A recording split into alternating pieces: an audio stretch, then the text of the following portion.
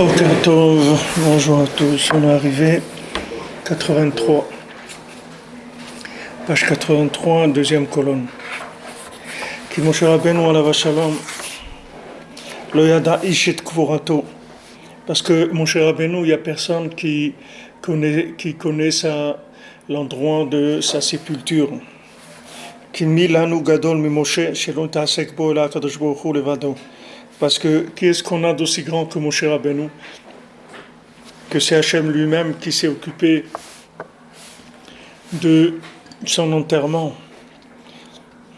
Balken yefshar lavo al kvorato. C'est pour ça qu'on ne peut pas arriver à la tombe de Moshe Rabbeinu. Ki hu prinat or en sof negdenu.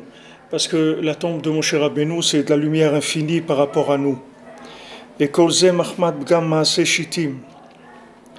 Et tout ça, ça a été à cause de la faute de Maaseh Shittim, c'est-à-dire quand les filles de Moab, elles ont fait tomber le Ham Israël dans la faute et dans l'idolâtrie. C'est-à-dire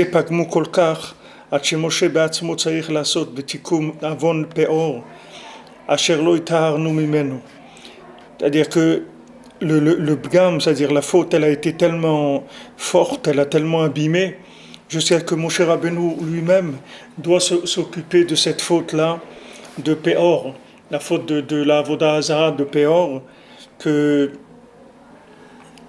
ne s'est pas encore débarrassé de ça. C'est-à-dire que lui, il a été enterré, on sait qu'il est moule bête Péor, c'est-à-dire qu'il est enterré en face de la maison de Péor, de cette Avodah Zara, et on n'a pas été encore purifié de ça. Aval yefshar lanu lavo al kivro, mais venir sur sa tombe, on ne peut pas. Ki al yedei ribui pgamenu prinat en sof negdenu, sheyefshar lanu letzamtzemo. Parce que maintenant, par rapport à nos fautes, alors ça devient de l'infini. Et on peut pas contracter la lumière, parce que tout le problème des avérantes, c'est que ça casse les récipients. Quand quelqu'un il fait des avérantes, il casse ses récipients. Donc comme il casse ses récipients, il peut pas se rapprocher de façon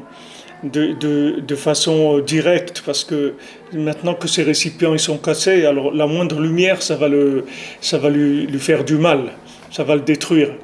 Donc, quand quelqu'un il a des récipients qui sont abîmés, alors il est obligé de commencer beaucoup plus loin, beaucoup plus bas, avec de la lumière beaucoup plus contractée.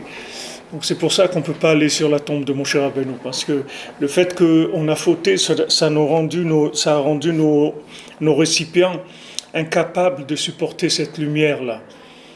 Donc on était obligé de reculer et d'avoir le ratson. C'est pour ça aussi qu'on n'a pas des tzadikim avec nous aujourd'hui. C'est la même raison. Pourquoi les tzadikim? Et pourquoi Rabbeinu il n'est pas vivant? Pourquoi Rabbi Nachman il a dit c'est moi le dernier rabbi, il n'y en aura pas et tout? Parce qu'on ne peut pas, c'est tout. On ne peut pas. C'est-à-dire les récipients qu'on a, ils ne peuvent pas supporter la présence physique d'un tzadik. Ça serait impossible.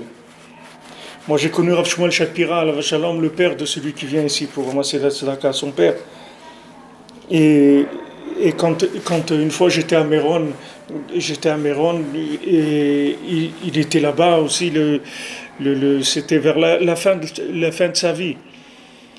Et son fils, il m'a dit, viens, dis-lui. Alors moi, je suis passé comme ça, j'ai fait un signe avec la tête comme ça, mais j'ai pas osé m'approcher trop de lui.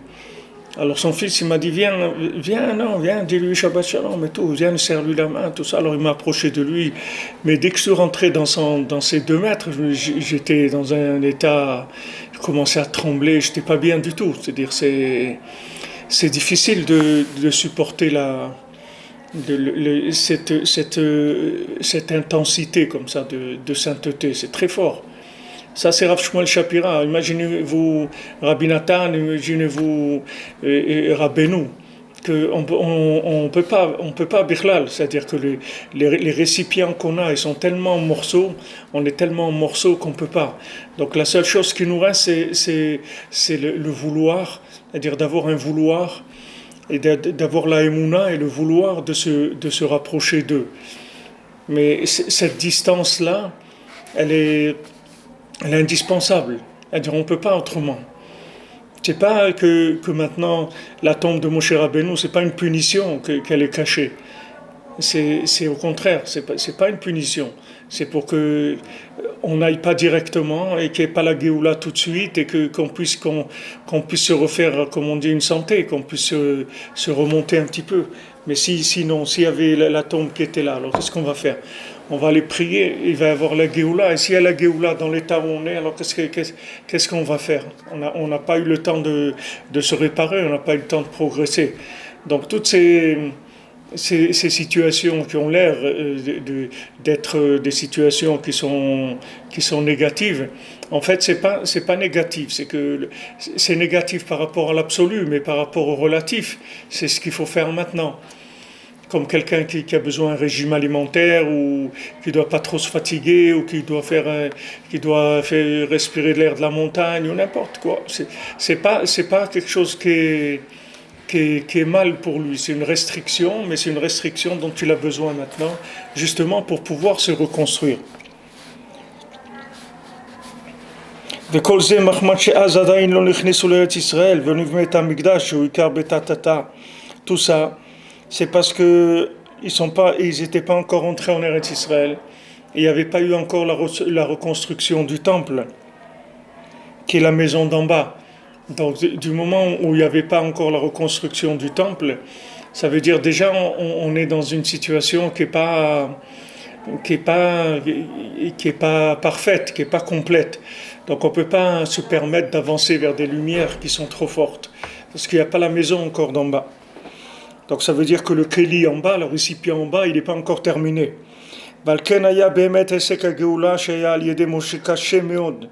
C'est pour ça que tout ce qui s'est occupé Moshe Rabbeinu de la délivrance, c'était quelque chose d'extrêmement difficile. Il a beaucoup souffert et aussi ils ont souffert. C'était une des situations, la sortie d'Égypte, ça a été quelque chose d'extrêmement difficile, extrêmement douloureux. Parce que la lumière, on ne peut pas l'amener d'un coup. C'est exactement, toujours, prenez l'habitude que Rabbi Nathan, il parle toujours à deux niveaux. Toujours quand il parle au niveau historique, en même temps il parle à notre niveau individuel. Donc nous, le problème, c'est la même chose, c'est qu'on ne peut pas nous sortir d'un coup. C'est-à-dire, si on nous sort d'un coup, c'est comme Rabbeinu dit dans l'Écoute Moran, c'est comme quelqu'un qui était aveugle pendant des années, et maintenant il va voir, on ne peut pas lui enlever le bandeau qu'il a ou autre, à un endroit où il y a de la lumière, parce que ça va lui brûler les yeux. Donc on le met dans l'obscurité, et là on lui défait le bandeau, et on le laisse dans l'obscurité. Et dans l'obscurité, il va s'habituer petit à petit à voir.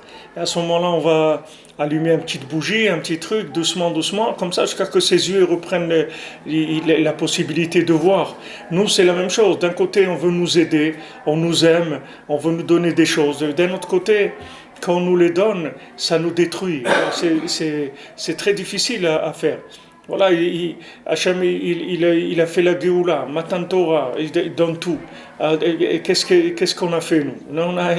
On est retourné faire la Vodazara, le Vaudor, les Tahavot, etc. Parce qu'on a montré que les Maaseh, on n'avait pas changé, on était restés les mêmes. Il n'y avait pas de... Tout ça parce que la lumière était trop forte, ça nous est passé au-dessus de la tête. Donc le bonhomme, il fait tchouva, on l'aime, on lui donne tout, on lui donne tout, on lui donne la Torah, on lui donne une famille, on lui donne tout pour qu'il puisse avancer. Mais le bonhomme, il est dans un état il faut le reconstruire, comme ils disent en ukrainien, remont. Remont, c'est faire des travaux de réparation, tous les travaux qui se font dans les maisons, la peinture, les trucs, ils appellent ça remonte. C'est-à-dire il faut le remonter, le bonhomme, il faut le remettre il fait un ravalement de façade, il faut le refaire. כי אי אפשר להמשיך האור פעם אחת, כי אם על ידי כמה התגלות והעלמות ודרכים נפלאים כנזכר לאל. Parce que maintenant, on est obligé de faire avec cet individu-là, avec ces gens-là qui reviennent vers Hachem, on est obligé de leur faire un système avec des révélations très fortes, et en même temps des choses très cachées. Les deux en même temps. C'est-à-dire qu'il va avoir des moments où il va avoir des lumières très fortes, une grande inspiration, et tout va être super. Et après, il va passer par des moments d'obscurité très très forts aussi. Donc, c'est pour ça qu'il nous avertit, qu'il nous dit avant qu'on ne comprend rien. Parce que quelqu'un, il ne peut rien comprendre à ça. C'est un traitement. Tu ne peux pas comprendre parce que tes kélim, ils sont abîmés. Tes récipients, ils sont abîmés. Donc, du moment où tes récipients, ils sont abîmés, on ne peut pas te faire un traitement de lumière constante. On est obligé de te le faire en alternative. C'est-à-dire, on va te donner de la lumière, après on te l'enlève. Et après on te redonne la lumière, après on te l'enlève. Et comme ça, sans arrêt.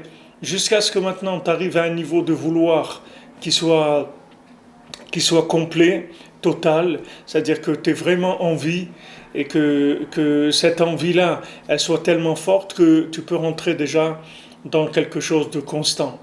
Mais ça va prendre beaucoup d'années de travail. Maintenant, ça se fait pas, ça se fait pas, c'est pas tout d'un coup. C'est-à-dire qu'il y a des choses sur lesquelles tu peux atteindre une constance assez rapidement.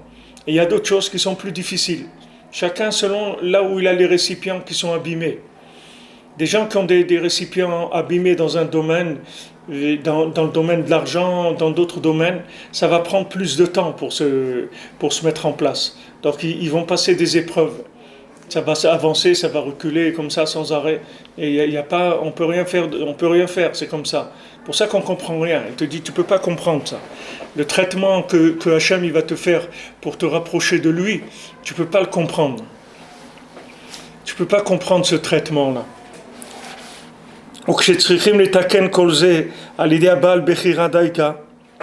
Et quand on doit réparer tout ça avec quelqu'un qui est un Baal Bechira, c'est-à-dire quelqu'un qui a un libre arbitre, précisément, caché méon. C'est extrêmement difficile. C'est ce que Rabbeinu il leur a dit.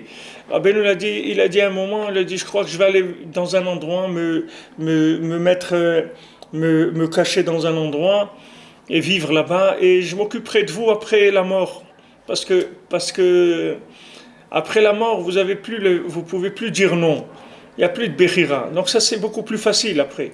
Une fois que la personne elle est morte, alors on s'occupe d'elle, ce qu'on lui dit de faire, il le fait, etc. On va le réparer, c'est beaucoup plus facile. Tandis qu'il dit Rabbeinu là-bas qu'un Baal Bechira, c'est caché méod, c'est très très dur de l'aider. Parce que comme maintenant, toute sa réparation, elle dépend de lui, les mancés. Ça ne dépend pas de quelqu'un d'autre. C'est-à-dire, si lui ne signe pas, alors on n'a rien fait.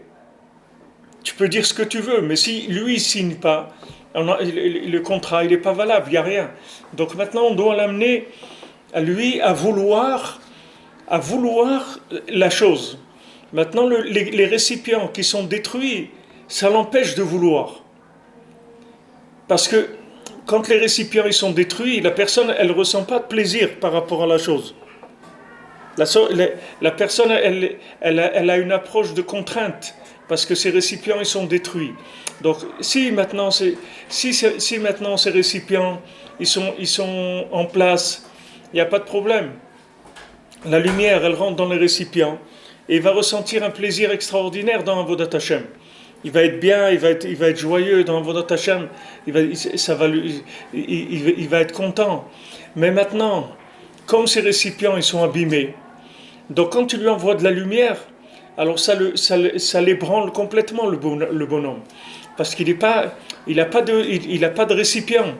Donc il est automatiquement, il ressent tout comme comme de la rigueur, comme des attaques, comme tu vois par exemple les gens qui sont pas religieux, ils te disent arrêtez la kfiya datit, arrêtez de nous obliger à faire les choses, arrêtez de vouloir que le pays il aille selon la Torah et vous imposer la Torah et tout. Qu'est-ce qu'il y a d'imposé en Israël? Rien. Qu'est-ce qui est imposé? Et là, les voyages, pas le Shabbat, les avions, que c'est le jour de repos pour tout le monde, au lieu que ce soit dimanche ou un autre jour, c'est Shabbat. Je veux dire, il n'y a pas des choses qui sont... C'est un pays où il y a quand même beaucoup de liberté.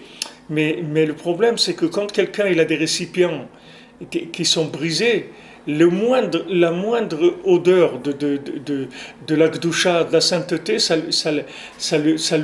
tout de suite, ça lui ébranle ses récipients. C'est-à-dire que ça le met dans un état tout de suite de nerfs, tout de suite. Alors celui que maintenant, il se rapproche de la Torah, et il voit que c'est ça la vérité et tout, mais ses récipients, ils sont abîmés. Donc maintenant, quand il va s'engager, tout ça va devenir des poids pour lui.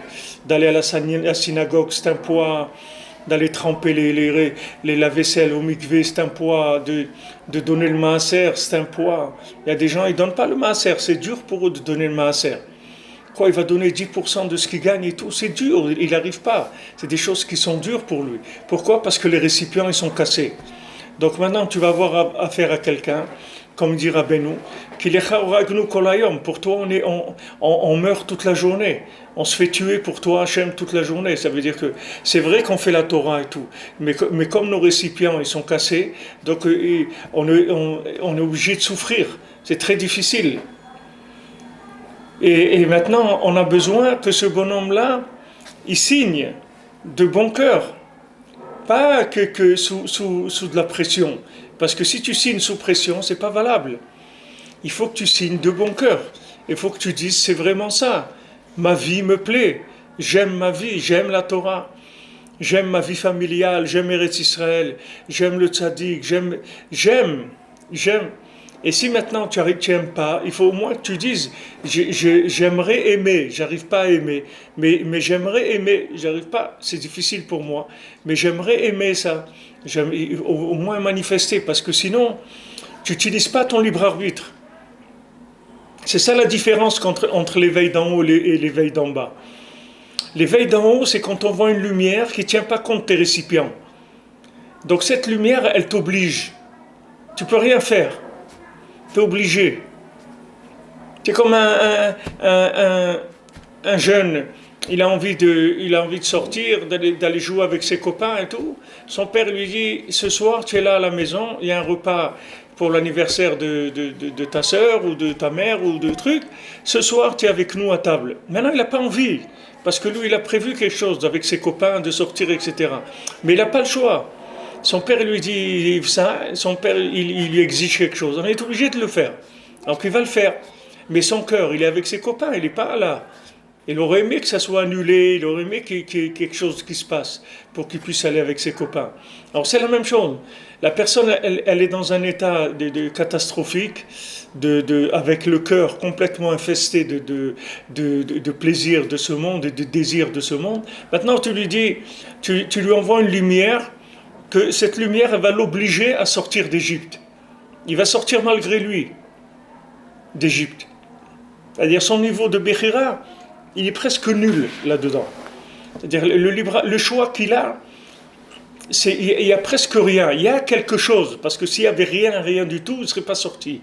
Il y a quelque chose, mais c'est tellement faible par rapport à ce qu'il faudrait pour qu'il puisse digérer la chose de façon correcte, qui ne se révolte pas, qui ne commence pas à râler, à dire ouais, il n'y a pas, pourquoi il manquait des tombes en Égypte, que tu nous as amenés pour mourir dans le désert, pourquoi il n'y a pas d'eau, la manne, on en a marre de manger la manne. Ils se sont plaints, ils en avaient marre de manger la manne. C'est-à-dire, les gens, tout le monde aimerait manger la manne. C'est une nourriture des anges, c'est une nourriture extraordinaire. Ils en avaient marre de manger de la manne. Ils voulaient des tomates, des concombres, des trucs avec des couleurs, avec des odeurs, des trucs, une autre texture. Ça y est, ils en avaient marre de ça. Pourquoi ils en avaient marre? Parce que le récipient, il ne leur donnait pas accès au plaisir de la chose. Donc c'est ce que je vous dis plusieurs fois, c'est la vie d'un Baal Tshuva, c'est une vie très difficile, parce que c'est ce qu'il dit ici, c'est caché méod, c'est très difficile. Pourquoi? Parce que lui, il est massé, c'est un passeur. Ceux qui vont profiter de ce qu'il a fait, c'est ses enfants. Lui, il ne peut pas tellement profiter. Lui, c'est comme la lumière de Hanouka, l'Ir-Otam Bilvad. C'est-à-dire que la lumière de Hanouka, tu vas faire que la regarder, c'est tout. Mais tu ne peux pas en profiter. Tu n'as pas le droit de venir lire avec la lumière de Hanouka, tu n'as pas le droit de l'utiliser si tu as maintenant, tu veux faire quelque chose, nettoyer ou truc, ou chercher tes chaussures ou truc, tu ne peux pas utiliser la lumière de Hanouka pour ça. Pourquoi? Parce que c'est une lumière qui est tellement forte qu'elle va t'exploser tes récipients. Tu n'as pas le droit de l'utiliser. C'est une lumière que tu vas regarder avec une certaine distance et que tu vas avoir des languissements. Tu vas avoir des languissements, tu vas pleurer, tu vas sentir une inspiration pour cette lumière-là, c'est tout. Nous, c'est la même chose. Nous, toute la chose qu'on a, tout notre travail, c'est que le languissement de la Torah, c'est tout. On a déjà ce qu'on a, mais on ne peut pas digérer. C'est-à-dire, c'est une maladie, c'est-à-dire, c'est un handicap terrible. C'est-à-dire que la personne, elle a une richesse, elle ne peut pas l'utiliser. Elle ne peut pas parce que ses récipients, ils sont cassés. Donc maintenant, si tu lui dis à lui qu'est-ce qu'il aime, il va te dire c'est l'Égypte, c'est ça que j'aime. C'est mon pays. Mon pays, c'est tout. C'est mon pays, c'est de là où je viens. Qu'est-ce que tu veux que je te dise? C'est là que je viens. Le bonhomme, il vient du camembert, ou l'autre, il vient de là. C'est de là où il vient. Ces récipients, ils sont brisés. Ces récipients, ils sont cassés. Il a fait des avérotes, chaque avérin, il a cassé ses récipients. Donc maintenant, quand il vient dans la Gdoucha, il ne peut pas, il est handicapé. Il ne peut pas goûter à la Gdoucha. Mais d'un autre côté, la lumière qu'il a reçue, c'est une lumière extrêmement forte. C'est une lumière énorme qu'il a toujours en lui. C'est avec ça qu'il tient de toute façon. Seulement goûter, profiter, kiffer vraiment, il ne va pas y arriver. Il va avoir des petits moments comme ça où il va sortir la tête de l'eau, quelques petits instants, mais la plupart du temps il est dans la douleur, dans la souffrance. Il s'habitue, il fait semblant, il essaye de faire tout ce qu'il faut faire pour sourire, pour être sympa, tout ce qu'on veut. Mais au fond de lui, le bonhomme, c'est un rapatrié. C'est un vrai rapatrié, c'est-à-dire que si ça existe, il y avait les rapatriés d'Algérie ou de je sais pas quoi, c'est-à-dire que le bonhomme, encore rapatrié d'Algérie, il peut trouver de la nisette à Paris, ou il peut trouver des olives, ou je sais pas ce qu'il mangeait, il peut le retrouver à Paris, c'est pas tellement un problème. Mais un Baal Tchouva, il va pas retrouver. Un Baal Tchouva, il va pas retrouver. Un Baal Tchouva qui était dans la musique, jamais il va retrouver la musique. Ça n'existe pas dans la Torah, la musique. La musique qui existe de l'autre côté, ça n'existe pas dans la Torah. Il n'y a aucun... Dans la Torah, c'est le niveau de Claude François, ou je sais pas, Eddie Mitchell, des trucs comme ça. Mais c'est pas de la musique. C'est pas de la musique. C'est-à-dire, c'est quelqu'un qui a goûté à la musique, tu ne peux pas lui dire voilà, je vais te faire écouter une super chanson de Avraham Fried, un truc comme ça. Le bonhomme, ça lui donne la nausée, tu vois. Il peut même pas entendre ça. C'est des trucs qui lui arrachent les oreilles, tu vois. Mais ça, pourquoi c'est comme ça? Parce que le bonhomme, il a reçu des doses qui lui ont détruit complètement ses récipients. Donc, il n'a pas accès à ça. Il ne peut pas. Il ne peut pas, c'est tout.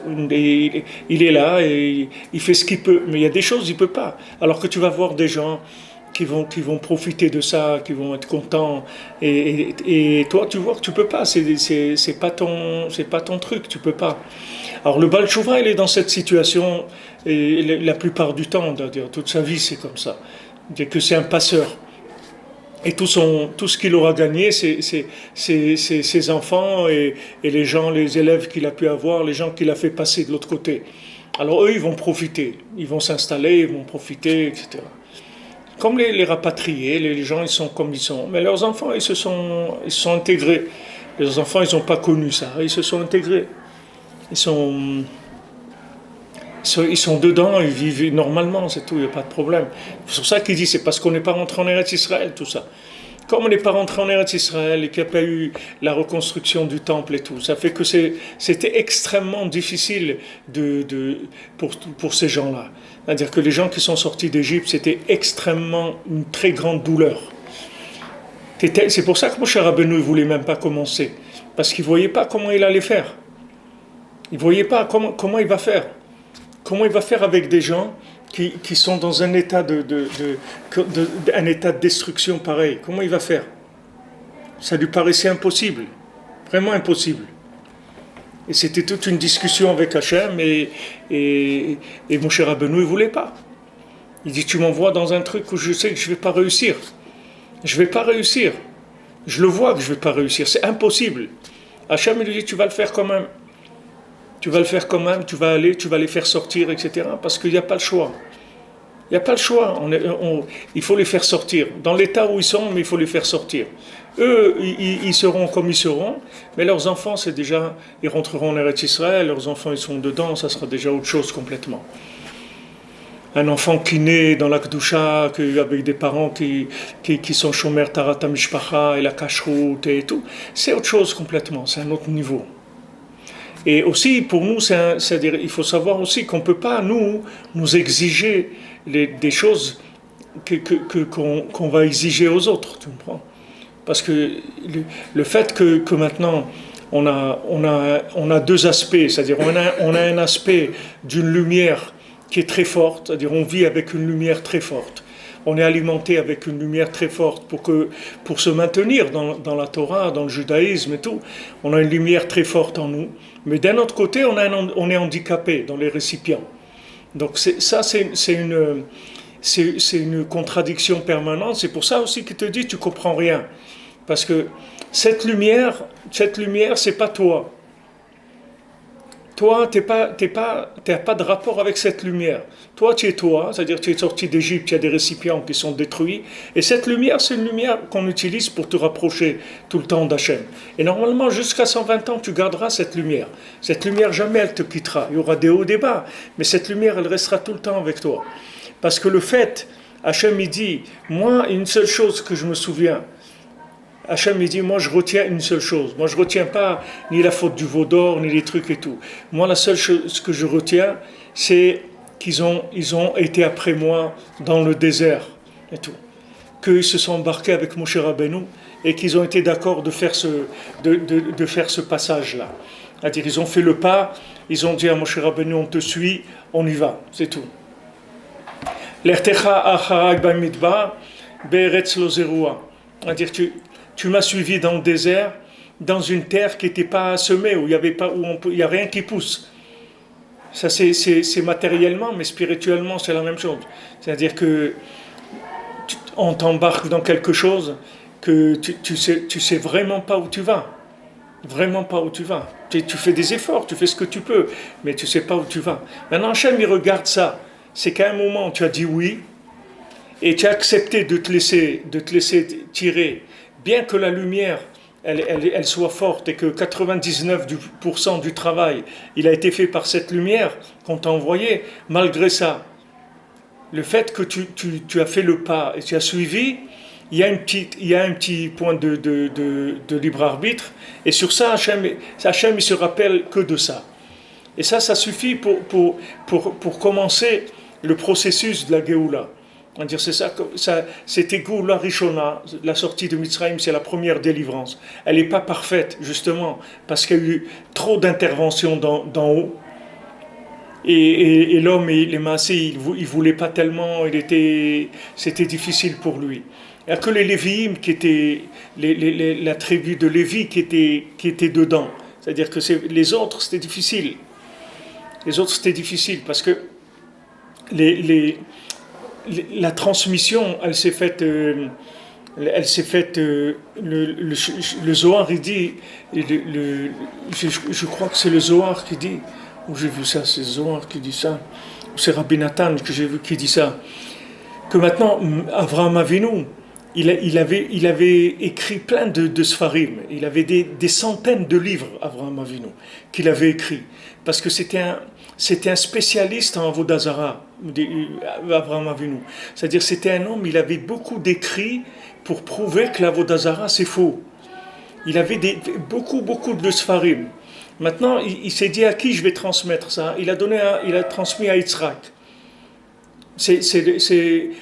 Abraham Avinu, il avait beaucoup d'enfants, des élèves et tout, mais le seul qu'il a vu qui pouvait retransmettre ça de façon le plus correcte possible, c'était Yitzhak.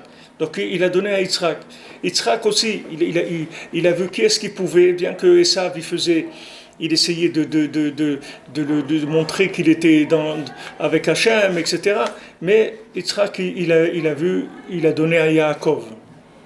Et Yaakov, il a vu, dans tous ses enfants, il a vu que c'était Lévi qui pouvait recevoir tout cet héritage-là, de toute cette connaissance-là. Donc il a donné à Lévi. Maintenant, tous ces Sfarim-là sont des Sfarim sur la Emouna. C'était des Sfarim sur la Emouna. Comment garder la Emouna, comment ne pas tomber dans l'idolâtrie, comment garder la foi dans Hachem. Dans toutes les situations, c'était des livres de Chokhmah sur la Emouna. C'est-à-dire comment arriver à lutter et avoir des arguments, c'est-à-dire des arguments contre toute forme d'Avodazara. C'est ça qu'il a transmis. Abraham, il a transmis à Yitzhak, Yitzhak à Yaakov, Yaakov à Lévi. C'est pour ça que Lévi, ils n'étaient pas esclaves en Mitzrayim.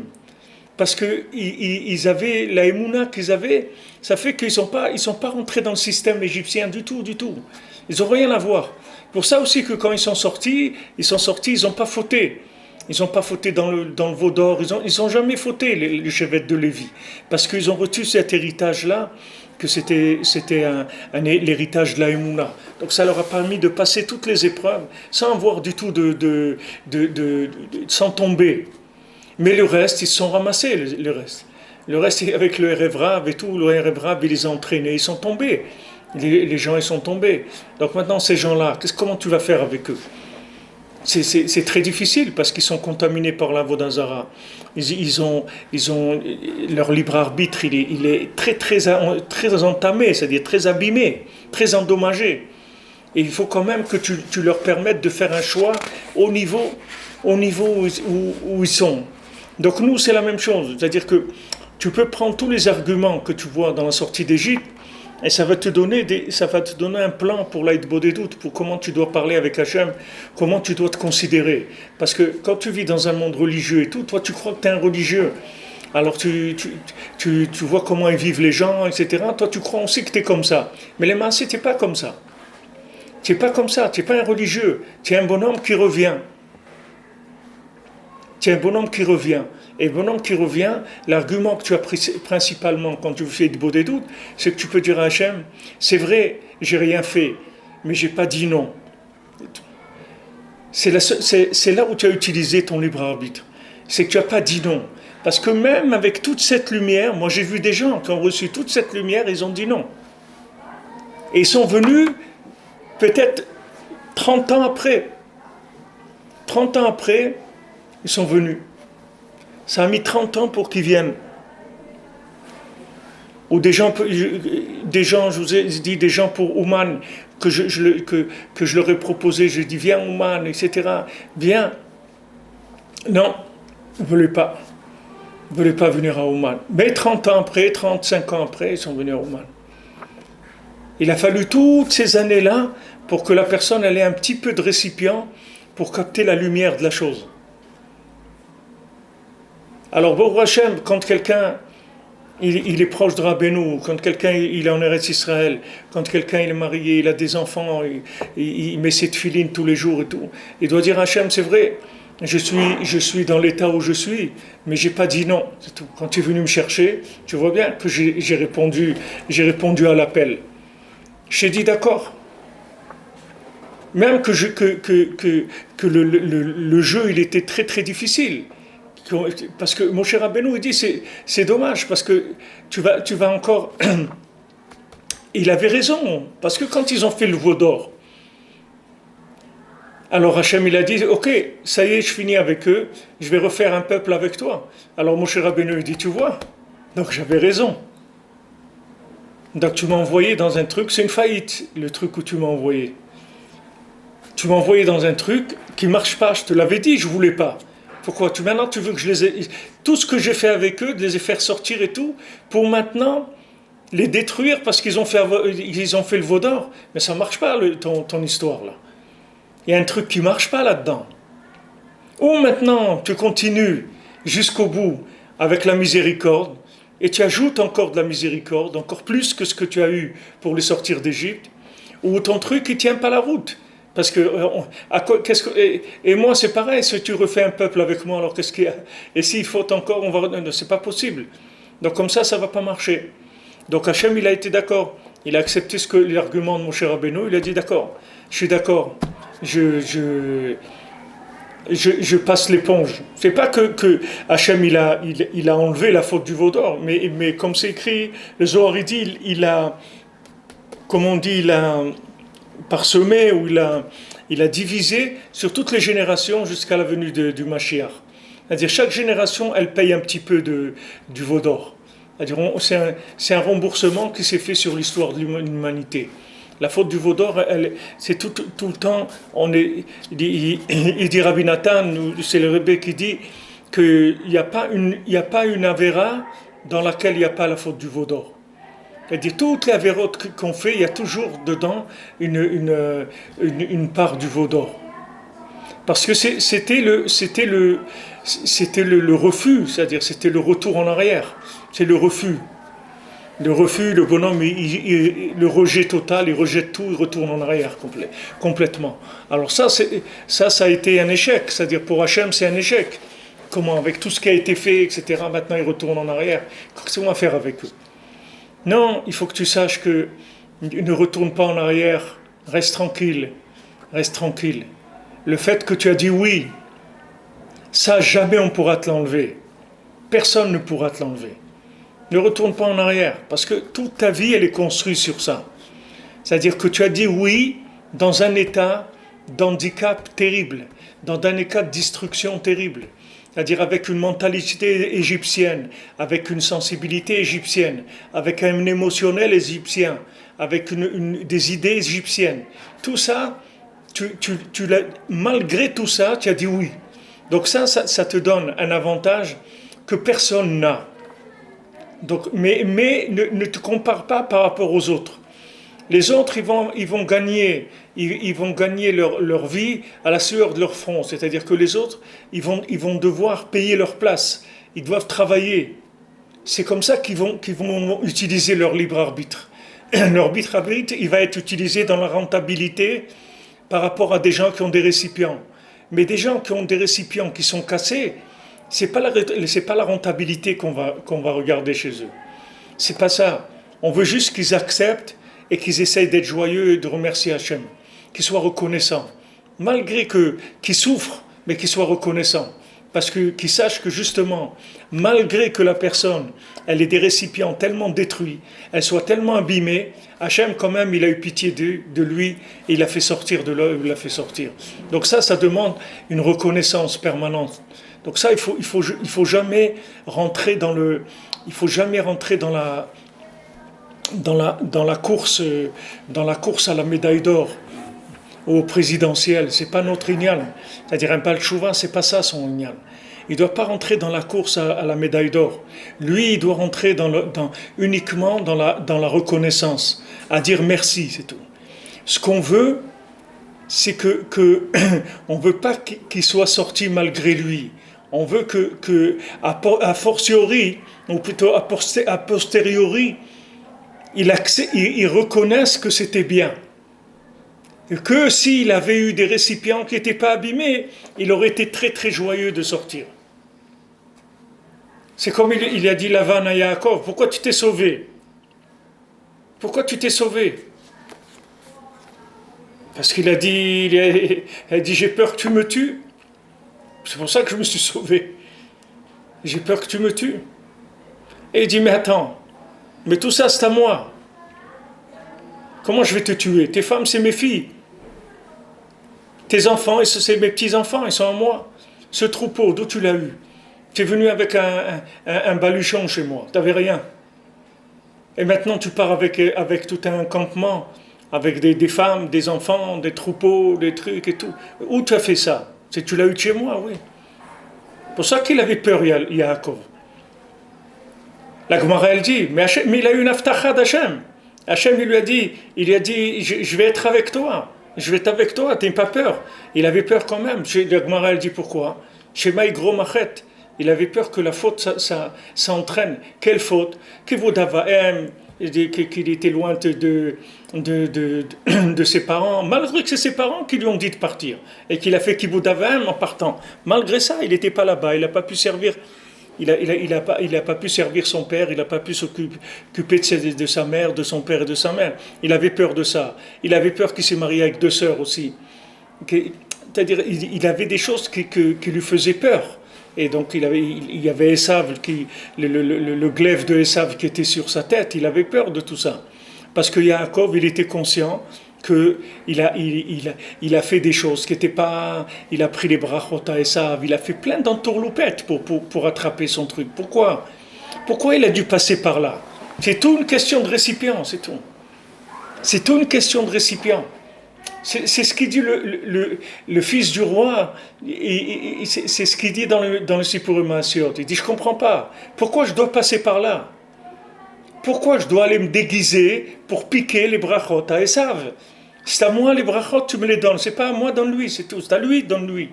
C'est à moi, donne-moi. Pourquoi je dois passer par là? Tu dois passer par là parce que les récipients, ils ne sont pas encore shlemim, ils ne sont pas parfaits. Donc le fait que le récipient n'est pas parfait, on ne peut pas te donner une lumière qui vienne de façon claire par rapport au récipient. Cette lumière, elle doit venir de façon détournée. Elle ne peut pas venir directement. Alors un Baal Tshuva, c'est la même chose. C'est ce principe, c'est le même principe que ce qu'on voit ici. C'est-à-dire que maintenant, on ne peut pas avoir un accès de façon officielle. On peut avoir un accès qu'officieusement, c'est tout. Officieusement. Mais il faut savoir que on est dans la miséricorde d'Hachem. C'est-à-dire que les Baal Tshuva, les gens les Baal Tshuva, comme les Guérim, les gens qui sont convertis, ce sont des chouchous d'Hachem. Hachem, il les aime beaucoup. Pourquoi? Parce que justement, c'est des gens qui ont donné leur vie. C'est-à-dire qu'ils ont pris leur vitalité qu'ils avaient, ils l'ont jetée. Et maintenant, avant de retrouver une connexion dans laquelle ils vont trouver la vitalité, ça va leur prendre un bon morceau de chemin. Ça va leur prendre un bon morceau de chemin. Il va falloir beaucoup de temps jusqu'à ce que tout le système il se purifie, il se répare, jusqu'à qu'ils puissent apprécier, voir la lumière de ce qu'ils ont dans leur vie. Donc Hachem, lui, il sait exactement qu'est-ce qu'on fait comme effort. Pourquoi la Torah nous dit plusieurs fois, je ne sais pas si c'est 5 fois, ou que la Torah elle dit Va'avta et ta guerre, tu dois aimer l'étranger qui vient se convertir, tu dois l'aimer. Pourquoi tu dois l'aimer? Pourquoi tu dois l'aimer? C'est-à-dire pourquoi la Torah elle insiste? Ok, on a un klal gadol que Rabbi Akiva nous a appris, Va'avta l'iracha kamura, tu aimeras ton prochain comme toi-même. Ok, qu'est-ce qu'on a besoin que la Torah elle ajoute des mitzvot assez minatora? C'est une mitzvah assez minatora. C'est comme quand vous mettez les tefilines, ou vous mettez le talit, ou vous mangez kasher, vous faites la shrita, ou la brit mila, ou vous voulez. C'est une mitzvah assez minatora. Tu dois aimer le guerre. Pourquoi tu dois aimer le guerre? Parce que lui-même, lui, il se sent un étranger. Lui, il ne se sent pas un vrai. Il se sent étranger. Et ça, vous ne pouvez pas le changer. Tous les Baal Tshuva, c'est comme ça. Il se sent un étranger. Tout celui qui revient vers la Torah, il se sent étranger. Maintenant tu vas voir les Bezat Hashem, les enfants, tu vas voir qu'ils ne se sentent pas des étrangers. C'est leur vie, normale. Mais les parents, ce sont des étrangers. Et c'est le fait qu'ils se sentent des étrangers. Ils ont besoin qu'on les aime, c'est-à-dire qu'on les rapproche plus que les autres. Les autres, ils ont des résultats. Et ils ont un plaisir de ce qu'ils font. Comme Rabbeinu dit que Srar mitzvah, mitzvah. Quel est le salaire d'une mitzvah? C'est de pouvoir en faire une autre. C'est ça. Mais tu ne peux pas dire un Baal Tshuva, tu ne peux pas dire ça un Baal Tshuva. Tu ne peux pas dire un Baal Tshuva, mais comment tu n'aimes pas faire une mitzvah? Mais au contraire, quand tu fais une mitzvah, tu dois pas vouloir de salaire, tu dois vouloir comme salaire de vouloir en faire une autre. Parce qu'elle te donne tellement de plaisir, la mitzvah, que tu veux en faire une autre pour avoir encore du plaisir. Mais le Baal Tshuva, ça ne lui donne pas du plaisir, tu ne peux pas lui dire ça. Pour lui, c'est une souffrance, c'est difficile pour lui. Chaque chose qu'il doit faire, elle est difficile pour lui. Alors, il ne faut pas que lui, il rentre dans le programme de quelqu'un qui est religieux. Un Baal Tshuva, même s'il est plus religieux qu'un religieux, il doit savoir qu'il est un Baal Tshuva. C'est-à-dire que c'est quelqu'un qui est dans ses récipients, il est abîmé, il est handicapé. Ça va prendre énormément de temps avant que ça se répare et ça va, toute la vie, elle vaille qu'à la fin de sa vie, il arrive à réparer un petit peu. Mais en tout cas, sa réparation, c'est ses enfants, que les enfants, Bezat Hashem, eux, ils vont vivre dedans, ils vont être comme des poissons dans l'eau, ils n'ont aucun problème avec tout ce qui est judaïsme. Et ils ne ressentiront pas les choses comme de la rigueur. Ils ressentiront des choses comme du plaisir. Tandis que maintenant, celui qui vit dans l'effort, chaque chose c'est de la rigueur pour lui, et chaque chose, ça lui donne des nerfs, si ça dépasse un peu le truc et tout. Tu vois les gens dans les synagogues, si la prière elle dure trop longtemps et tout, les gens ils peuvent pas, ils s'en vont. Ils s'en vont, c'est tout, ils peuvent pas. Il y a des gens, même les khatrila, a priori, même quand ils viennent, ils font une partie de la prière, ils s'en vont, c'est tout, ils peuvent pas. Il n'arrive pas. Et tu vas venir lui dire, mais c'est un plaisir la prière. Il va te dire, c'est un plaisir pour toi, mais pas pour moi. Mais il n'ose pas te le dire. Il va te dire, non, je dois rentrer parce que j'ai des choses à faire et trucs. Il va pas te dire ce qu'il ressent. Mais ce qu'il ressent, c'est ça, c'est que c'est difficile pour lui. Il aimerait aimer, mais c'est difficile pour lui. Alors il faut pas s'appliquer le même programme. C'est pas le même programme. C'est pas la même programmation. Un Baal Tshuva, il doit être dans la audace et tout, il doit remercier Hachem. C'est la seule chose qu'il a à faire. Merci mon Dieu, merci Hachem pour tout ce que tu me donnes. Merci de m'avoir fait connaître la vérité. Merci de me faire vivre la vérité, même si je ne peux pas en profiter pleinement, parce que j'ai pas les récipients pour le vivre pleinement. Je n'ai pas les récipients, je suis en voie de guérison, de transformation. Pour l'instant, j'utilise des choses que je ne suis pas au niveau de l'apprécier. Donc la Torah, elle te dit, voilà, un guerre, un Baal Tshuva, tu dois l'aimer. Tu as une mitzvah de l'aimer. Tu as un lave de la Torah, al tilchatz, et ta guerre. Tu n'as pas le droit de mettre de la pression sur un guerre. Sur quelqu'un, un Baal Tshuva, un converti, tu n'as pas le droit de lui mettre de la pression. Pourquoi ? Parce que il est lui-même, toute sa vie, c'est de la pression. Tu ne peux pas lui mettre de la pression, parce qu'il est sous une pression énorme déjà. Donc tu vas lui ajouter de la pression. Comme quelqu'un, tu crois, qui est religieux, ça ne va pas marcher sur lui, ça va lui faire du mal. Donc tu le laisses tourner à son rythme. Tu laisses tourner à son rythme. Le principal, c'est qu'il a changé de camp. C'est ça le principal. Le principal, c'est qu'il a passé la mer Rouge, qu'il est de l'autre côté. Il est en direction d'Eretz Israël, c'est tout. C'est ça le principal. Maintenant, ses enfants, ils sont déjà en Eretz Israël. Il n'y a pas de problème. Combien de gens, c'est le cas physiquement. Il y a des gens, combien de gens ils sont en France, leurs enfants, ils sont en Eretz Israël. Même physiquement, c'est comme ça, aujourd'hui. Il y a des gens qui vivent en France. Leurs enfants, ils sont en Israël et ils ne peuvent pas venir en Israël. Ils disent, je ne peux pas. Soit c'est des personnes âgées, elles disent, j'ai pas le truc médical là-bas, j'ai peur, ici j'ai mes médecins, j'ai mes trucs, etc. Mais c'est pas, la vraie raison, c'est pas celle-là. C'est qu'eux, ils ne peuvent pas entrer en Eretz Israël, c'est tout. C'est pas le médical, ni rien du tout. C'est que Hachem, il ne les laisse pas entrer en Eretz Israël. Pourquoi ? Parce qu'ils sont pas capables. Voilà, il m'a raconté quelqu'un une fois. Il a amené son beau-père, il a fait monter son beau-père en Eretz Israël. Et un matin, il le trouve, il était assis sur le trottoir dans la rue, comme ça, en train de pleurer. Il dit, mais qu'est-ce que vous faites là ? Tous, c'est des gens bien, c'est pas des clochards, c'est des gens... Il dit, qu'est-ce que tu veux que je fasse ici ? J'ai rien à faire ici, j'ai pas d'amis, j'ai pas la langue, j'ai pas mes habitudes, j'ai rien.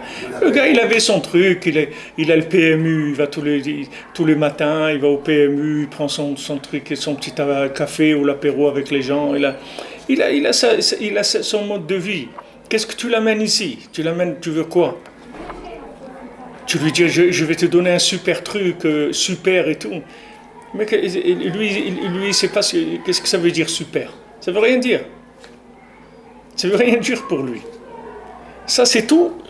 Pourquoi j'insiste sur ça ? Parce que je veux qu'on attrape qu'est-ce que c'est le ribouille or.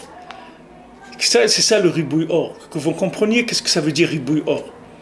Le ribouille or, ça donne beaucoup ça rend la personne très malheureuse, très très malheureuse, parce qu'elle n'a pas de connexion avec la chose. Et toi, tu lui dis c'est la vérité, mais elle n'a pas de connexion. Tu le mets dans un truc où il peut pas tirer de plaisir de ça. Et toi, tu lui dis, mais tu es fou, c'est extraordinaire et tout, c'est extraordinaire pour toi, mais pas pour lui. Lui, il n'a pas de récipient pour ça. Alors, soit maintenant il est capable, il a la jeunesse, il a la force de supporter, et il vient, et il sait très bien où met les pieds, il sait très bien qu'il va souffrir et tout, mais ça ne le dérange pas, parce qu'il a un idéal, il a Emouna, et il dit, je préfère souffrir ici qu'être heureux en dehors d'Eretz Israël. Je préfère vivre à Jérusalem, aller au Kotel une fois par semaine, que d'aller au PMU tous les jours, de kiffer. Et bien qu'ici je vais souffrir, etc., mais au moins je vais au Kotel et tout. Il a la Emouna, avec ça il tient. Il souffre, mais il tient. Soit le bonhomme, non, il n'a pas ça. Alors là, il faut le laisser tranquille. Il faut le laisser tranquille. Pourquoi Eretz Israël niknit beisurim? Pourquoi on dit Eretz Israël, tu veux l'acquérir, c'est avec de la souffrance? Pourquoi on est dans un truc de masochiste, c'est quoi ce truc-là? Tu veux Eretz Israël? Eh bien mon ami, tu vas souffrir. Hein? Mais pourquoi je vais souffrir? Donne-moi-le gentiment. Pourquoi je dois souffrir? Non, c'est pas qu'on va te faire souffrir, on veut pas te faire souffrir. C'est que c'est quelque chose qui a un niveau tellement élevé qu'il n'y a personne qui peut venir en Eretz Israël et kiffer toute la journée. C'est impossible. C'est impossible. Il va souffrir. Et cette souffrance-là, elle est faite pour arranger ses récipients. Parce qu'il n'y a pas de récipients dans le monde. Tu ne peux pas fabriquer des récipients qui vont te rendre apte à rentrer en Eretz Israël. Ça n'existe pas. Tu ne peux pas. Parce que c'est une lumière qui n'existe pas ailleurs. Tu ne peux pas t'entraîner sur ça. Ça n'existe pas. Les récipients, tu les fais avec un entraînement quelque part. Ok, tu te trouves quelque part, tu peux t'entraîner à te lever tôt la nuit, tu peux t'entraîner sur Hatzot, tu te lèves toutes les soirs à Hatzot, tu fais le net, tout ce que tu veux. Tu étudies la moitié de la journée, tu travailles, tu fais... Pas de problème. Mais la lumière d'Eretz Israël, ça n'existe pas dans le monde. Tu ne peux pas t'entraîner à la vivre, elle n'existe pas. Et même si tu viens en touriste, tu ne peux pas la goûter, parce que c'est que si tu t'installes que tu vas goûter cette lumière-là. Et quand tu goûtes cette lumière-là, c'est la fête qui commence, mon ami. C'est-à-dire tu commences à sentir que ça fait mal. Ça fait mal, pourquoi? Parce que c'est une lumière qui n'existe pas ailleurs, donc tu ne l'as jamais goûtée. Donc maintenant tu vas commencer à monter de niveau, tu veux monter dans la lumière d'Eretz Israël, sache que tu t'apprêtes à souffrir. Mais cette souffrance-là, quand tu sais pourquoi elle est faite, il n'y a pas de problème. Tu as la Emouna, tu dis c'est normal, je me suis engagé dans quelque chose de beaucoup plus avancé, c'est plus dur. Comme tu es à l'école, quand tu es à la maternelle, tu joues avec de la pâte à modeler, des petits camions et tout. Et quand tu es dans des écoles supérieures, c'est autre chose. C'est plus dur, mais tu vas vers un diplôme, c'est normal. Ici, en Eretz Israël, tu vas avancer. La terre, elle va t'aider, elle va te pousser. Il y a une lumière très forte. Mais cette lumière, elle a un prix. C'est-à-dire il faut que tu payes le prix. Et c'est pas évident pour tout le monde. C'est pas évident. Il y a beaucoup de gens qui n'arrivent pas parce que c'est trop dur. Mais c'est pas qu'ils peuvent pas, c'est qu'ils sont pas conscients de ce qu'ils sont en train de traiter. C'est ça le problème. Ils sont pas conscients de la lumière dans laquelle ils sont en train de vivre. C'est pour ça qu'ils n'arrivent pas à supporter la douleur. Mais s'ils savaient de quoi il s'agit, il n'y aurait pas de problème. Il n'y aurait pas de problème. Quelqu'un, on lui dit, voilà, tu vas vivre dans le palais royal. Tu vas voir le roi tous les jours et tout. Mais sache qu'on ne peut pas te donner ce que tu as. Tu as maintenant une maison de 5 pièces, on va te donner un studio, c'est tout. Bon, il dit d'accord, il dit, bon, on a oublié de te dire que dans le studio, il n'y a pas d'eau. C'est-à-dire, bon, qu'est-ce que je vais faire, d'accord. Mais aussi, on ne t'a pas dit, il n'y a pas d'électricité aussi. Ah là là, ça commence à être dur. Bon, de toute façon, c'est le palais du roi, je suis d'accord et tout. Non, mais aussi le studio, tu dois le partager avec d'autres personnes parce que. Oh là là, oh là là. Alors, c'est voilà, comme ça, sans arrêt. Alors, le bonhomme, c'est dur pour lui, mais lui voir le visage du roi tous les jours, ça, il échangera pour rien au monde. Ça y est, il échangera pour rien au monde. Mais maintenant, il connaît la raison. Du prix, comme on dit, le prix à payer. Il sait quel est le prix à payer. Il sait pourquoi il paye. Et il est d'accord de payer, il n'y a pas de problème. Mais tant que quelqu'un n'est pas arrivé à ça, ça va être très difficile pour lui. Pour tout le monde, c'est difficile. Seulement celui qui a la Emouna, il est prêt, il est préparé. Celui qui n'a pas la émouna, il ne comprend rien à ce qui lui arrive. Il y a des gens qui viennent en Israël, ils croient que ça doit être plus facile. Parce que en dehors d'Eretz Israël, tu n'es pas avec des juifs, tu ne vis pas dans un pays juif. Donc c'est dur. C'est normal, c'est pas de tes habitudes, etc. Il y a un tout petit coin, tu vas là-bas à Leclerc ou truc, tu as un petit rayon cachère et trucs. Ok, mais ici c'est tout, tu vas à des supermarchés cachères, des trucs extraordinaires et tout. Donc ça doit être plus facile normalement. Il y a des gens qui pensent que ça va être plus facile, mais ils se trompent. C'est pas plus facile, c'est plus difficile, mais seulement c'est un autre niveau, c'est tout. Tu passes à un autre niveau. Maintenant, est-ce que tu peux assumer ce niveau-là? Ça, il faut que tu sois d'accord, et surtout que dans la famille on soit d'accord, que le couple, les deux, ils soient absolument d'accord pour venir, parce que sinon c'est très très difficile. C'est quelque chose où il y a beaucoup de douleur. Donc ça c'est la même chose. C'est tout le principe de la tchouva, vous l'avez ici dans ce qu'il dit ici, Rabbi Nathan, le principe du ribouille or. Tu vois, le ribouille or c'est ça. C'est que ça fait énormément souffrir l'individu, le ribouille or. Et il y a des fois où on ne peut rien faire. C'est-à-dire, te faire sortir d'Égypte, c'est un ribouille or. On ne peut pas faire autrement. Si on te donne de la lumière au niveau où tu es en Égypte, eh ben, tu restes là-bas, c'est tout. Tu restes là-bas, tu ne sors pas. Si on calcule les récipients que tu as, et on te donne une lumière infinie par rapport à tes récipients, tu vas jamais sortir. Tu vas rester là-bas. Alors maintenant, tu vas faire le pas, on va te montrer une lumière très forte, et tu vas faire le pas avec la Emouna, c'est tout. Tu n'as pas le choix. Et tu vas rester comme ça. Tu vas rester il faut que tu restes sur cette voie-là. Il ne faut pas que tu changes. Tu restes sur cette voie-là. Et quand maintenant tes récipients ils seront réparés, tu vas le savoir tout de suite, tu le sauras tout de suite, tu vas te rendre compte tout de suite, tu prends du plaisir à la prière, à l'étude, au mitzvot, à tout, tu vas voir que tu vas goûter au plaisir de la lumière divine. Mais avant, t'es en salle d'attente par rapport au goût, mais dans le travail, tu es obligé de travailler, tu n'as pas le choix. Tu es obligé de faire tout ce qu'il y a à faire. Donc c'est ce qu'il dit ici. על כן היה באמת היסק הגאולה שהיה על ידי משה קשה מאוד. c'était très difficile. כי אי אפשר להמשיך האור בפעם אחת, כי אם על ידי כמה התגלות והעלמות בדרכים נפלאים כנזכר לעיל, וכשצריכים לתקן כל זה על ידי הבעל בחירה דייקה, קשה מאוד. Parce que il faut que la personne elle ait la bechira. C'est-à-dire la bechira, c'est-à-dire que tu dois dire avec la bouche, oui, je veux. Dis mais est-ce que c'est sincère ce que tu dis? C'est de tout ton cœur? Dis oui, c'est ça que je veux. Mais pourtant, pourquoi tu vas pleurer après et tout? Tu dis non, ça c'est rien, c'est des émotions que j'ai. Mais c'est ça que je veux. Ça, je le veux vraiment. Mais c'est très difficile. C'est quelque chose d'extrêmement difficile. כי לא די שאינו מתקן כראוי, הוא מקלקל בכל פעם. Donc ça c'est, on continuera demain, ça c'est pas la peine de commencer avec ça maintenant, ça va faire trop. On va pas charger de tout d'un coup.